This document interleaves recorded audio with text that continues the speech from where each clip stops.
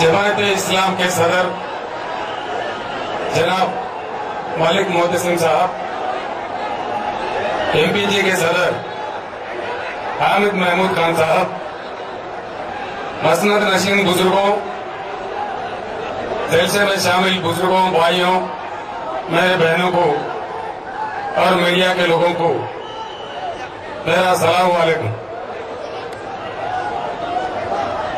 हमको मिटा सके ये जमाने में दम नहीं,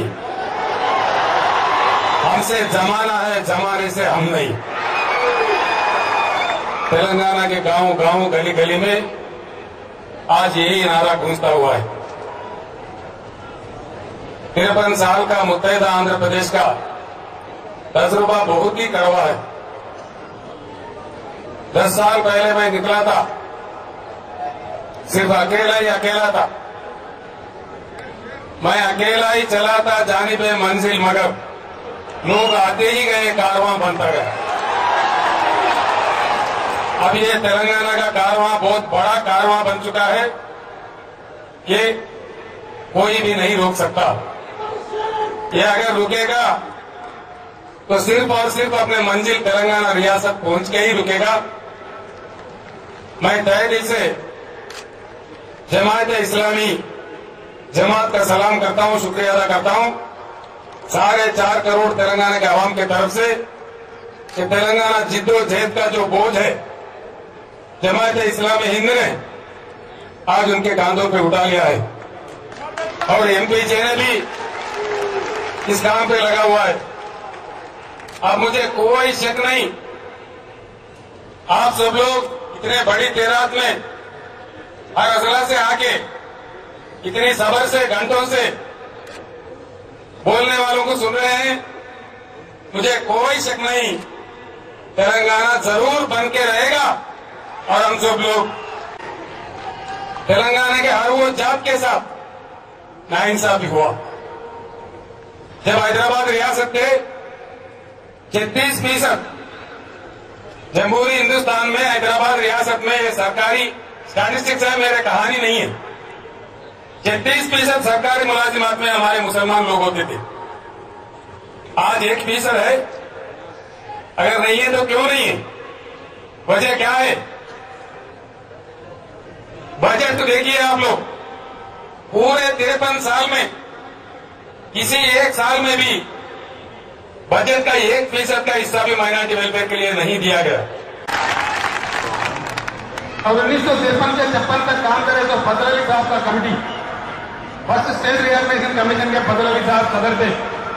उन्होंने अपने रिपोर्ट में साफ लिखा कि हिंदुस्तान के लिए ही नहीं बल्कि सारे दुनिया के लिए तेलंगाना रियासत अगर बरकरार रहे तो हिंदू मुस्लिम किस तरीके से मिलकर रहते हैं, किस तरीके से प्यार मोहब्बत से रहते हैं, वो एक दुनिया को एक मिसाल की शक्ल में पेश आएगा। लिहाजा इसको तेलंगाना रियासत बरकरार रखिए, ये फजल अली साहब ने अपने रिपोर्ट में कह चुका है। इन सारी चीजों के बावजूद शरारत के साथ, जुल्म के साथ हमारे लीडरों में फूट डाल के 56 में आंध्र प्रदेश बनाए और जो उन दिनों में लड़े थे, उसके बाद 69 स्टेशन में जो लड़े थे, उनमें जो आंदोलन था, जो डर था, वो आज सच्चाई की शक्ल में साबित हुआ।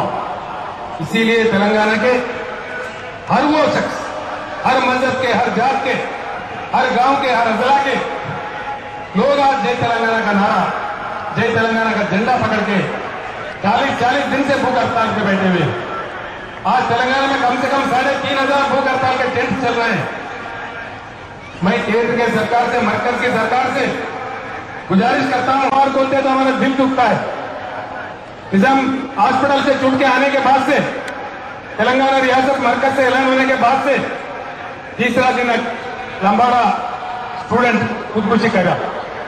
5 से नलगोंडे से लोग आए साहब, उनके आखिरी वो रिचुअल कंप्लीट करने के लिए पैसे नहीं है, एक 10-15 हजार का इंतजाम कीजिए। 1 घंटा तक रोया मैंने, खुदा के वास्ते अल्लाह अगर मुझे वहीं से ले जाता, ये नौबत नहीं देखनी पड़ती। क्या मैं जी के आया इसलिए कि किसी के लास्ट रिचुअल्स के लिए पैसा देना पड़े तेलंगाना के लिए? ये हम ज्यादा बर्दाश्त नहीं कर सकते। वजीर आजम साहब से मैं गुजारिश करता हूं, लोग आके आपको दिल्ली में बोले तेलंगाना के मुसलमान तेलंगाना के साथ नहीं है, लेकिन मेरे आंखों के सामने क्या समंदर है। आपका फैसला मैं देश बार मोदी सिंह साहब को खासतौर पर शुक्रिया अदा करना चाहूंगा कि तेलंगाना का जज्बात को, तेलंगाना बात को, तेलंगाना डिमांड को दिल्ली तक पहुंचाने में यह सभा बहुत कामयाब रहेगा। इसके जरिए जाएगा, यहां मरकज के भी सीआईडी है इस सभा में जरूर, इस जलसा में रियासत के सीआईडी तो कैसा भी रहते थे। सीआईडी भाइयों आपसे गुजारिश है, दिल्ली तक ये बात पहुंचा दे, तस्वीर बता दो वजीर आजम को। हमारे बहनें, हमारे भाई कितनी बड़ी देरात में आके तेलंगाना का डिमांड कर रहे हैं, इस चीज को मरकज के सरकार के सामने पेश करो ताकि हमारा मसला जल्द से जल्द हल हो। भाइयों, मैं इतना ही बताना चाहता हूं, मैं अपनी पार्टी की तरफ से पहले ही बता चुका हूं, तेलंगाना में मुसलमानों का जब रिजर्वेशन की बात आती है, बहरा फुसलाने का बात आता है। मैं मुसलमान भाइयों से, मुसलमान कौम से खासतौर पर आपके भाई, आपके बेटा होने के नाते मैं एक ही बात आपसे गुजारिश करना चाहता हूं। ये बातें मैं सुनता था, मैं लड़ता था हमारे दोस्तों से, ऐसा नहीं बोलना चाहिए। सीधा उंगली से घी कभी नहीं निकलता। जब तक आवाज नहीं करे, जब तक हम नहीं लड़े, जितना मैं 2-3 बातों को बात कर, इसलिए कि सदर साहब बात करना है, हाईकोर्ट का मामला है, सिर्फ 2-3 बातें मैं बता के मैं अपना तकरीर खत्म करूंगा। तेलंगाना रियासत में मैं आप लोगों के साथ तहे दिल से वायदा करता हूं, जंग में सबसे आगे मैं ही रहूंगा। जो हमारे मुस्लिम परसेंटेज है तेलंगाना रियासत के पॉपुलेशन के हिसाब से देखें तो यहाँ 13, 14, 15% तक भी हमारा परसेंटेज जा सकता है। लोग बताते उससे बढ़ के भी है, लेकिन इतना तो यकीन से मैं कह सकता हूं 12% तो पक्का रहेगा। इसीलिए जो परसेंटेज होगा उस परसेंटेज के हिसाब से मुलाजिमात में, पॉलिटिकल सीटों पे, चाहे लोकल बॉडी हो, असेंबली हो, जब तक मुसलमानों को सियासी नुमाइंदगी नहीं मिले तब तक उनके साथ इंसाफ नहीं होगा, आवाज हैवानों में नहीं उठेगा। इसीलिए पॉपुलेशन के हिसाब से तमिलनाडु के शक्ल में वो लोग अमल कर रहे हैं। 70% रिजर्वेशन अमल करने वाला रियासत हिंदुस्तान में तमिलनाडु है। मुसलमानों को 12% या 14% रिजर्वेशन दिलवाना है, सच्चे दिल से करना है तो बराबर कर सकते हैं। तमिलनाडु वालों ने रखा लिया, उस हिसाब से रखा दिया जाएगा और आपको बराबर आपका परसेंटेज मिलेगा। उसके लिए केसीआर आपके बेटा हमेशा जंग में आपके साथ सामने रहेगा, ये वायदा मैं करता हूं। और बजट में भी हमारे मुसलमान टैक्स भरते हैं, कानून के मुताबिक चलते हैं, इसीलिए ये सिफर के नीचे ही रखा गया, हमेशा सिफर के बराबर भी नहीं देखे गए हमको, लेकिन इसीलिए हमारा दिल चलते हैं। इसीलिए किसी भी सूरत में बजट का बराबर का हिस्सा माइनॉरिटी वेलफेयर को देना चाहिए।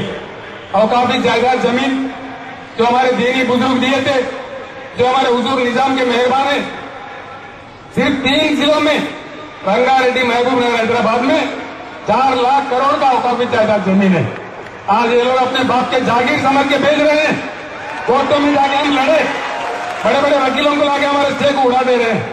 हुसैनी शाह वाला दरगाह का जमीन, पुट्टा बेगमपेट मस्जिद का जमीन, हर जगह हम लोग गए, लड़े, साफ बात चेतावनी दिए, वार्निंग दिए उन लोगों को, खबरदार अगर कोई कदम रखेगा यहाँ पे तो उसका कान तोड़ के रहेंगे हम लोग। सब थोड़ा रुकावट आई, इसीलिए मैं आप तमाम से गुजारिश करता हूं, जलसा का टाइम नहीं है, सिर्फ 2-4 मिनट रह गया। हमारे जमात इस्लामी का सदर साहब बोलना लाजमी होता है कि इन बातों के साथ मैं आप तमाम लोगों को गुजारिश करता हूं, यही जिद्दोजहद को बिल्कुल इसी तरह